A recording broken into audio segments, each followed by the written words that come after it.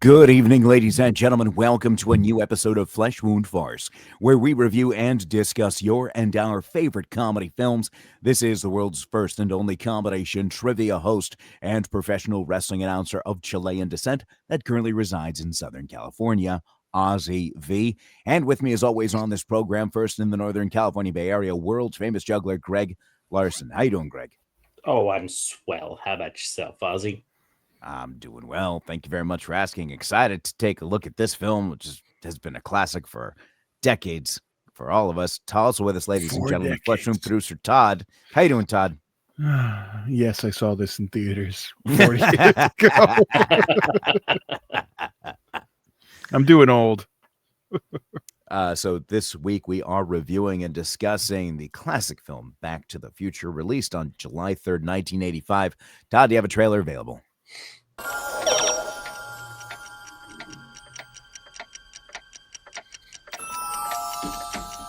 When this baby hits 88 miles per hour, you're gonna see some serious shit.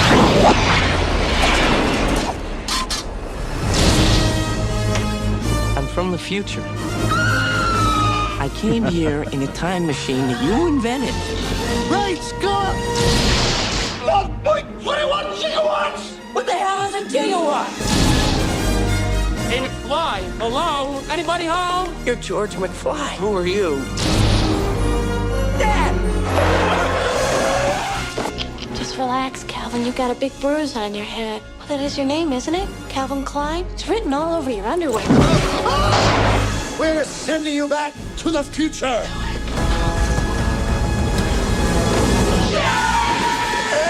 Listen to this! Hold on, fellas. I'm afraid you're just too darn loud. Okay, guess you guys aren't ready for that yet. But your kids are gonna love it.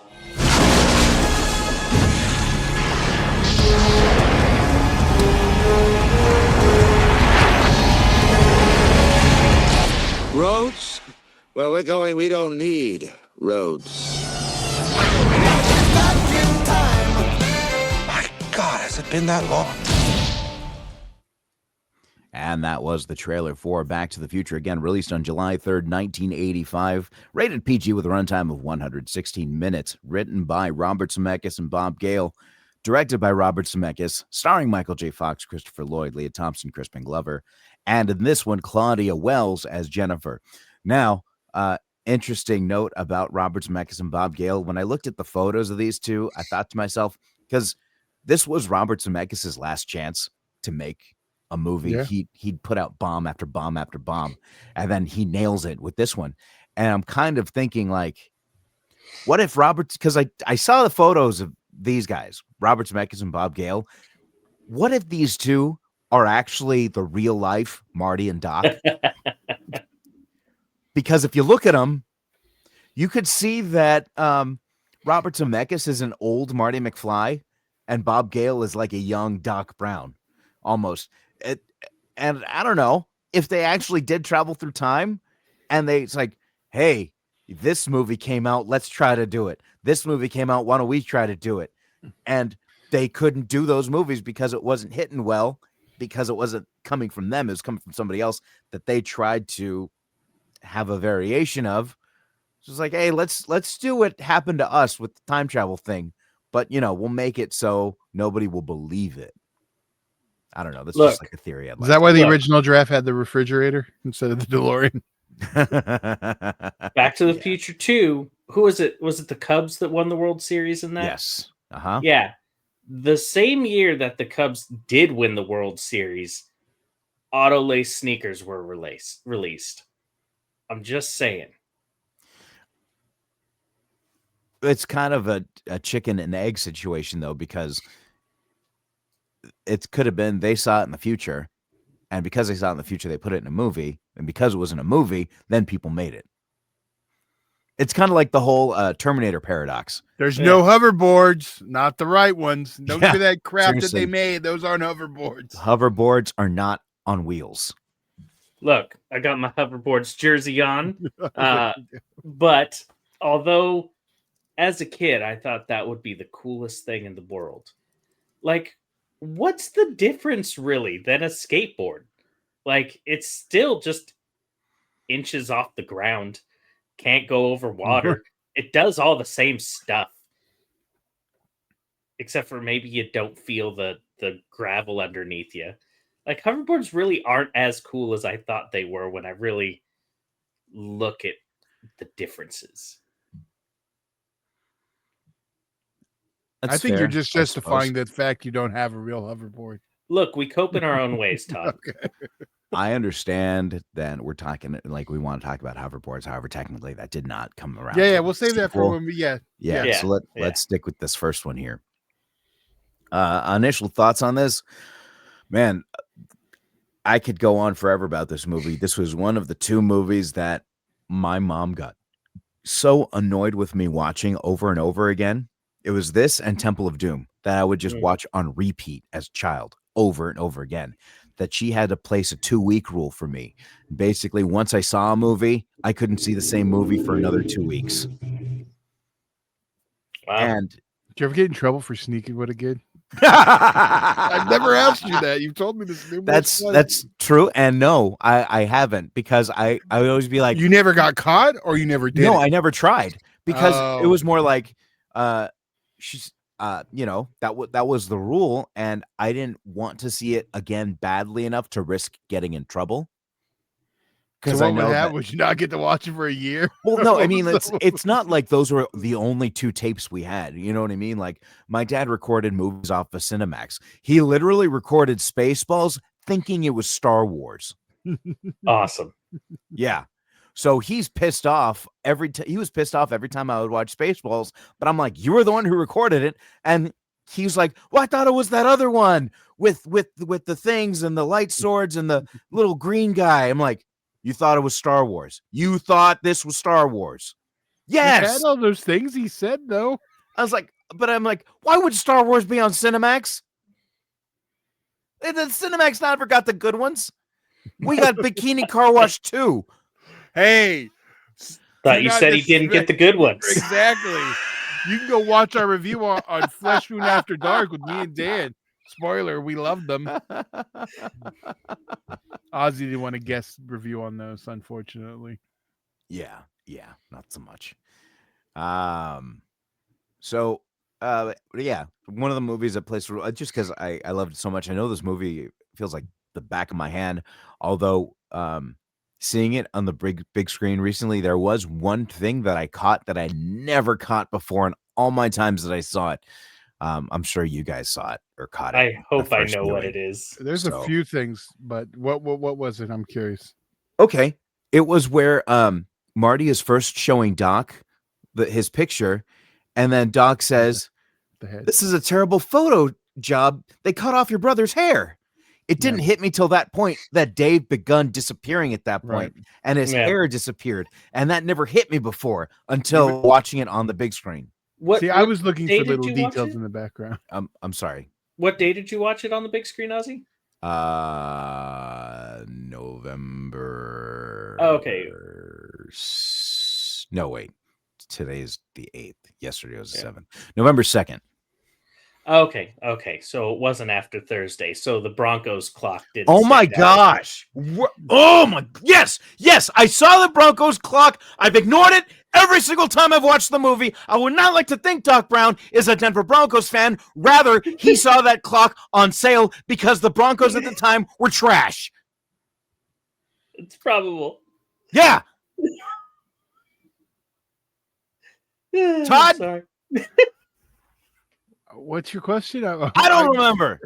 Did you notice anything on the big screen? Oh, a lot of. I must use a lot of Pepsi.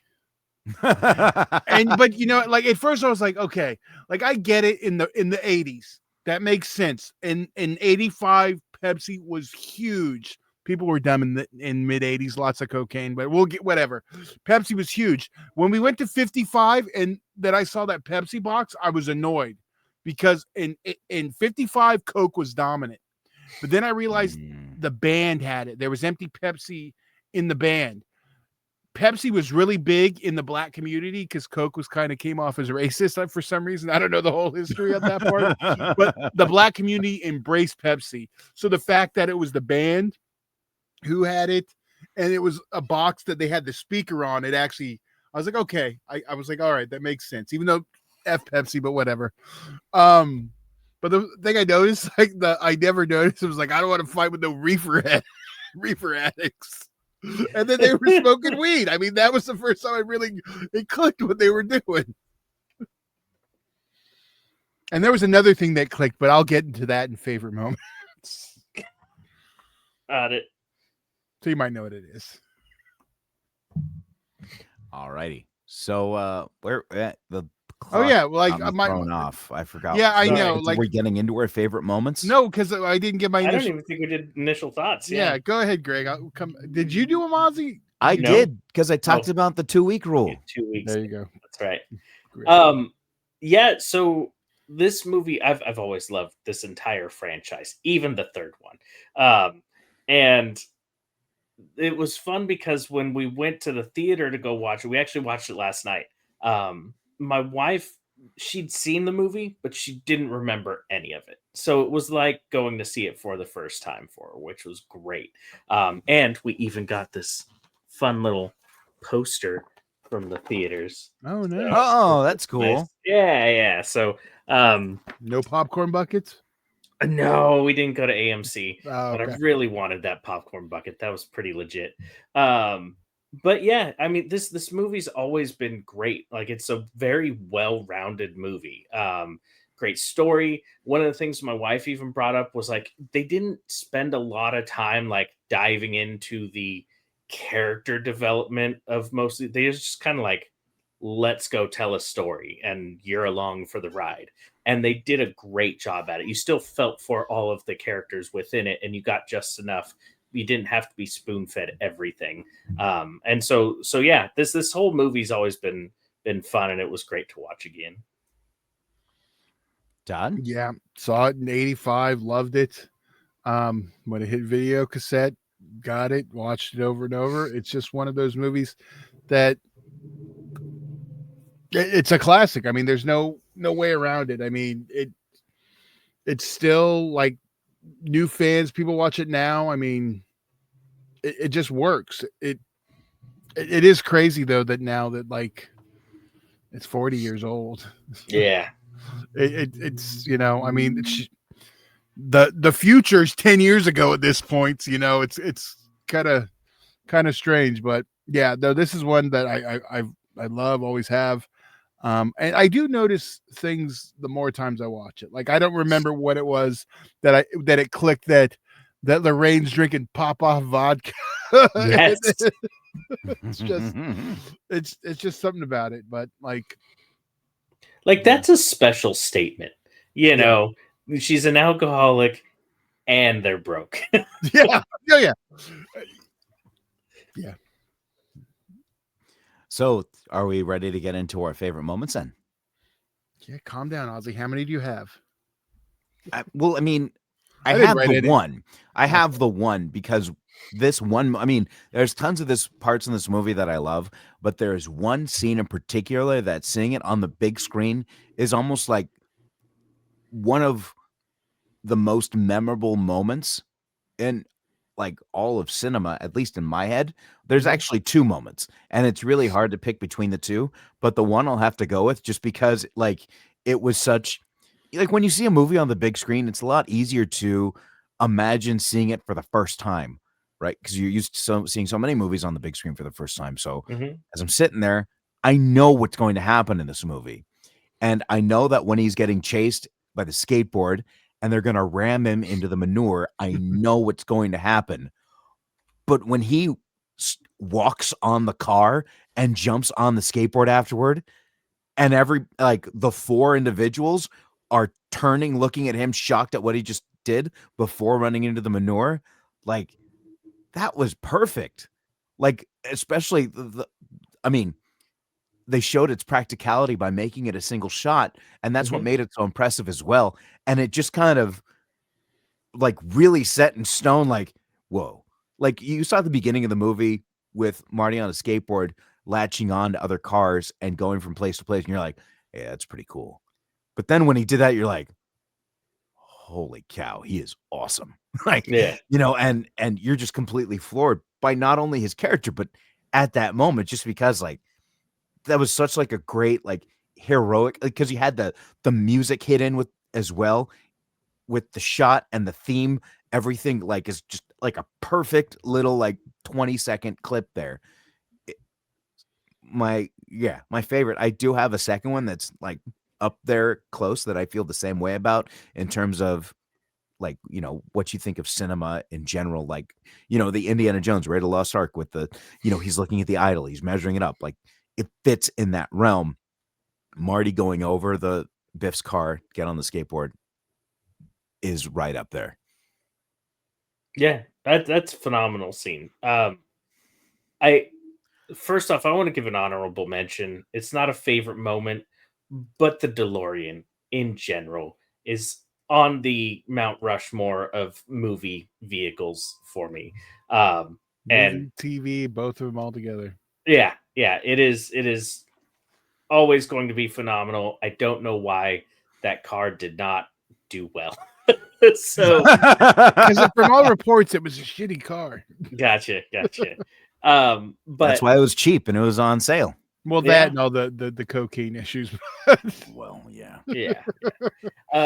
But for the detail in this film, that's a lot of fun, and normally I'd try to pick like a funny moment, but the transition you have from in the beginning of the film, you see the sign for the mall and it says Twin Pines Mall, and then after Marty goes into the past and knocks down one of the two trees in the guy who is owning this area, and then when he comes back to the future, it's Lone Pines Mall sign. I was just like, that is the little details that I think were phenomenal, well done, and I really appreciate for the story arc, especially knowing that there's going to now be a going to the future. I guess they led into it at the end of the movie, but I don't know if everyone knew there was for sure going to be a sequel, or if There was wasn't.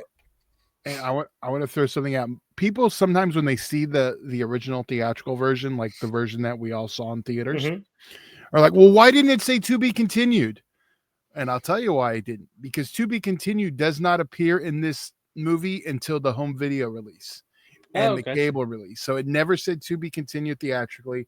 It ends exactly like the Flash and to the credits like it does on the Blu-ray or in the 4K on the theatrical release. It's the true theatrical print that doesn't include that. So there's just a little random fact. Yeah, sequels were ordered, and Bob Gale and Robert Zemeckis had said had they known they were going to make more movies, they would not have included Jennifer to go with Doc and Marty to the future. And that kind of pigeonholed them into like What to force them to deal with Jennifer at the beginning of part 2. They were it'd be crazy to think where the movie would have gone had they not needed to address the whole Jennifer situation. But would it have really changed? Because they eliminated her fairly quickly. I mean, they could still done the same plot line. Well, but here's the thing. Yeah, we'll get into part 2. Okay, fine. Save it. Fine. Fine. Because I'll have a lot to say about part 2. I now feel like we're getting to part 2 sooner than we were planning on. Critiques. Well, I haven't said mine yet. Oh, your favorite moment? I'm sorry. Go ahead. Yeah. Okay, here's the problem, because I have another thing I talk about, but this has my second favorite movie line in all of history that I quote a lot. Is it damn? No. That's unrelated. But I'm not going to say what my first motion picture, my favorite line, the greatest line in all of cinema, because we'll eventually cover that one on Fist. Okay. It's simple. And it's not the big action piece. It's nothing. I get my car towed. I get my car towed all the way to your house, and all you have for me is light beer. It's such a good line. Or who's going to pay for my cleaning bill? I spilled beer all over it. And half of the theater in this rescreen, half the theater laughed. The other half didn't really catch it. I Kind of love funny. that. So Biff Okay, I'm just Biff is just my answer at this point because like it didn't really click to me about the assault at the end when he's like, "This ain't a peep show." Like, So that's your favorite moment? well, no, that's a new one I've discovered that makes me laugh inappropriately because, like, as a child, it never clicked. I knew he was doing something he wasn't supposed to, but he's straight up trying to assault the. That makes the George McFly moment even better because I do love that. Which, by the way, I was kind of talking to Todd about this. If anyone's seen Love on the Spectrum, there is a guy named Connor that is hands down George McFly before he grows a pair. But although Connor has his spicy moments, but nonetheless, those of you Love on the Spectrum fans, I think you'd appreciate the relation. All right. Critiques, Ozzy. My gut says you don't have any. Let's hear what they are. Not enough Pepsi the Broncos for you. clock. Actually, shut up, Greg. Actually, two things. And this was more towards the end. The first thing that really bothered me, and this is kind of something that I've always thought, even as a young child, is that when Marty gets back to 1985 and he steps out, he's like, everything's looking great. Everything's great. Okay. And then the Libyans pass by him and he's like, okay, let's go. And then the car doesn't start. He just leaves the car there with the door open. And we're supposed to believe that, because think about it. He has to go all the way to this mall, which, by the way, the Puente Hills Mall, where the movie was filmed, actually does have the Lone Pine Mall sign still at the mall. It's nice. Tucked in a corner. It's hard to find because there's no other stores at that mall right now. It's sad. But so think about it. Marty has to go from the Hill Valley Town Square to the mall, and then all the stuff happens at the mall, and then they're supposed to be able to walk back to the town square, and the car is still there while a homeless man was sleeping on the bench right next to an open vehicle. The most famous homeless man, George Buck Flower, also did the great film Taking It Off, another Cinemax classic. So, that was my biggest thing, where it's like, how would the car still be there? And what would happen if Marty and Doc got there and they saw the car wasn't there? That could be like a whole nother movie. And what we see when we see Doc dropping off Marty, they could have had a whole nother adventure between that time. Because the last we see of them is them at the mall and then him driving Marty home. We're supposed to believe that the car was left just perfectly fine in the town square, door wide open. Well, luckily there was no gremlins running around that town square either. And I did have a smaller one. I don't know if you guys will say it, so I'll let you guys go. So, Ozzy, you might be able to relate, and maybe. So I've played a little guitar and bass guitar in my life. Ozzy, I know you've played a little bit, and maybe this is just the quality of the equipment I had. But when turning on and plugging in a guitar, like he turns on the amp and everything and boosts it all up really high, and you hear a nice hum. But then when he actually plugs in the jack into the amp, no noise. That is that's like, even with microphones, the source needs to be off, otherwise you'll get this loud kind of like just this pop. Yeah. And that pop would have blown him away. Oh, 100%. Yeah.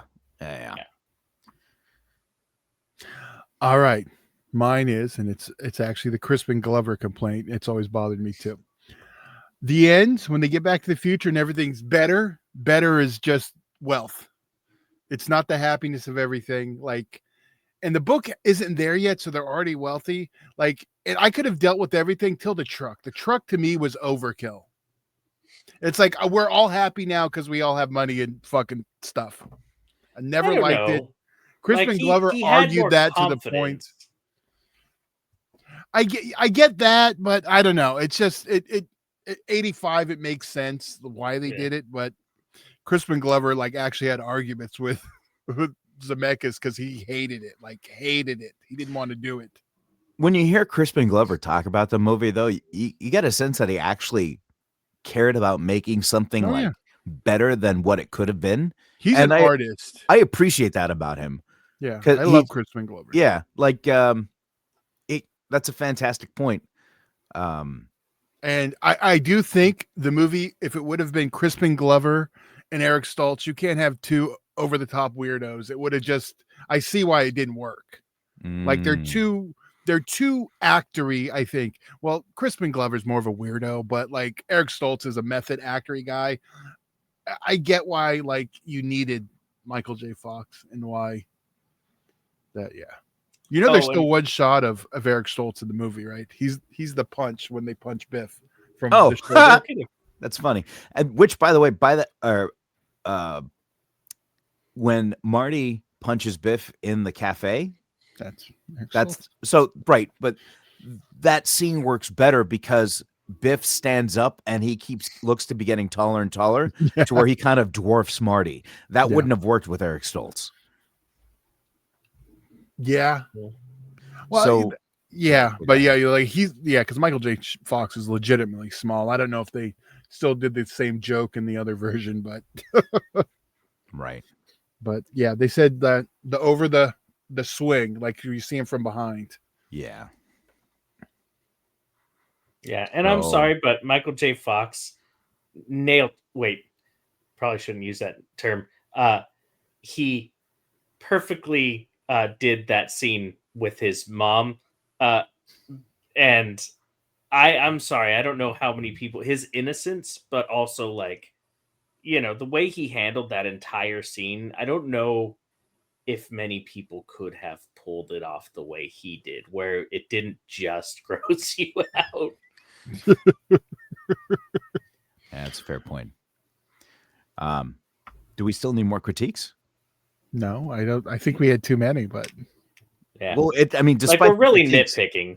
We are really nitpicking because despite its critiques, we all love this movie, and for me, it's a 5 just because I can watch this movie multiple times. I did watch it multiple times as a child, and I still didn't notice that joke.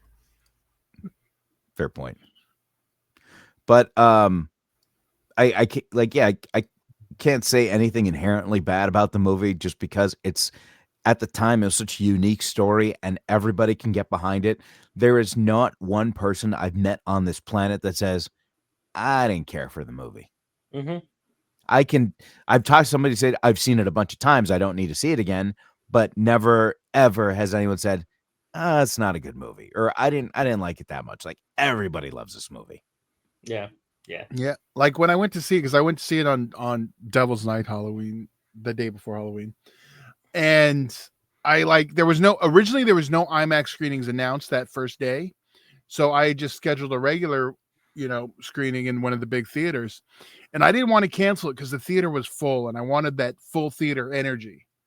So I ended up seeing it again in IMAX a few days later, and I think that audience, while not as full, was just as lively, and then both showings got round of applause at the end, and it's just it's nice to see something like this in a full theater, and you knew there was a lot of first timers too, because a lot of people bringing their kids to see it and stuff, and so it was it's good to see a classic like this on the big screen, especially I'd go watch it again on the big screen. I do love this movie. So my only complaint was, and I mentioned this to Ozzy, when Universal did Jaws and they did E.T., they remastered them for IMAX, but they also did the 3D remaster.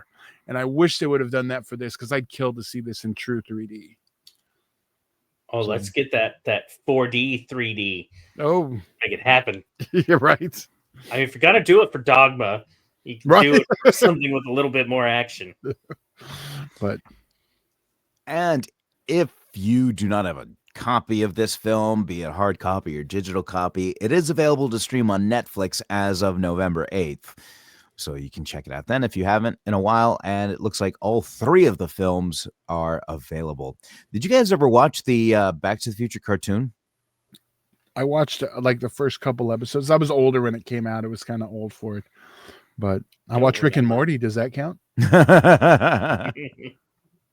It's funny with the then now we're gonna delve into part 3, so I'll just wait till we get to part 3. See, Oh, we can go yes. all over the place, so I'm just stop here. You guys can go ahead and give your ratings. Oh, I mean, there's no question. It's 5. Like, this is a phenomenal movie.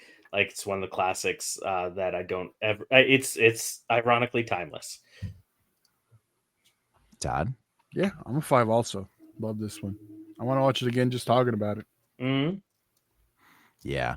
So that's 5s from us, ladies and gentlemen. And if you haven't seen it in a while, feel free to check it out, because it's not like it's those kind of movies that I guess you don't like any less because you've seen it multiple times. There are a few things that aren't timeless, though. The Huey Lewis joke doesn't hit, and the Tab and Pepsi Free goes over every new audience's head. Oh, Yes. There were and I will give Huey Lewis went over everybody's head at where I was at. I had to whisper to my stepson and be like, that's the guy who sang the song that we just heard. It's funny because I remember being a kid the first time I saw it, and I didn't understand why everyone laughed, and I had to ask. Yeah. And now it's like no one else laughs, and I'm just like it's like the opposite now. So that joke hits in 85. It doesn't hit in 25. Yeah. But I will say, and this is why I'm not going to give too much hate on the Pepsi love. He does order a Tab first, which is a Coke product. So we'll just say. Okay. Yeah. Those all got pops. yeah. All right. So Pops. Sorry. right. Daddy-o. All right. So this does conclude our review of Back to the Future. Do you guys have anything else you wanted to add? Yeah. Heavy. Thank you so much for joining us, ladies and gentlemen. If you do happen to be in the Orange County area this week, I'll be hosting trivia at the Rush Bar and Grill this Tuesday in Lake Forest, beginning at 7 o'clock. Also this Wednesday in Placentia at the brewery, also at 7 o'clock. Both nights are free to play and prizes for the top winning teams. Come on out and have some fun. And you guys have anything else before we head out for the evening? No. All right, ladies and gentlemen, thank you so much for joining. For world famous juggler Greg Larson and Flesh Wound producer Todd, I'm Ozzy V, and we'll see you next time right here on a brand new episode of Flesh Wound Farce.